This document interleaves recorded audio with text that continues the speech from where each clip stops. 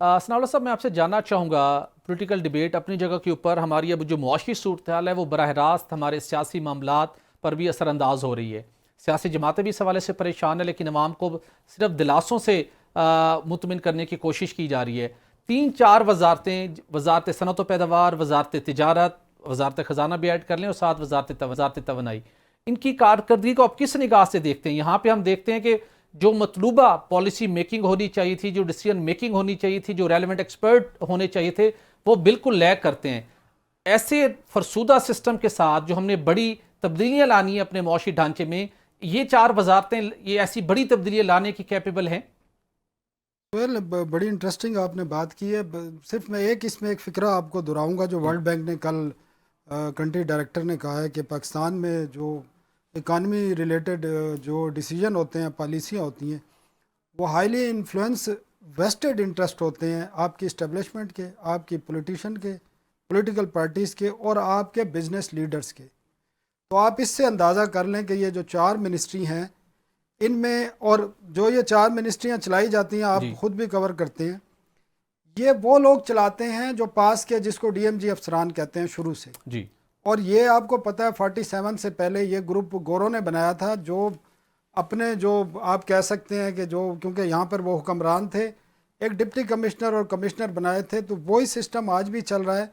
दुनिया में ये सिस्टम चेंज हो चुका है। ये जो इस किस्म के शोबे हैं, इनके लिए एक्सपर्ट चलाए जाते हैं, उनको बिठाया जाता है, और यहाँ जो एक्सपर्ट आते हैं ये सिविल सर्विस के लोग उनको चलने ही नहीं देते, उनको जलील करते हैं और उनको भगा देते हैं, और वो ज़्यादातर इस मुल्क से दौड़ जाते हैं।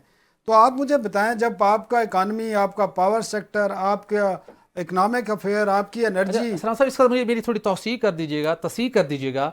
इन 4 वजारतों में जो आपने बताया कि जो PS यानी कि DMG के अफसरान को अपॉइंट किया जाता है, जो भी जमात बरसे इक़्तिदार हो, उसके इंतहाई मंजूर नज़र, इंतहाई काबिल एतमाद ही DMG या PS के अफसरान को इन 4 वजारतों में लगाया जाता है। क्या ये दुरुस्त है?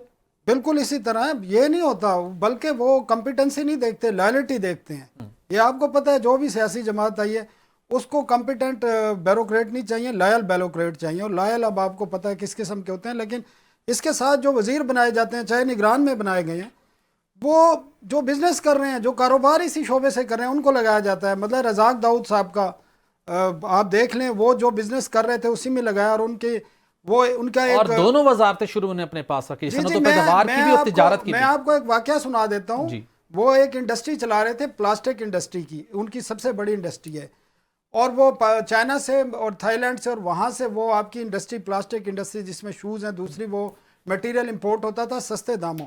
इन्होंने 3 एंटी डंपिंग ड्यूटी उन पे लगा दी, और उनकी जो अपना मटेरियल था वो 3 साल की एडवांस बुकिंग पे उन्होंने बेचा, वो एडवांस पेमेंट ली 3 साल बाद।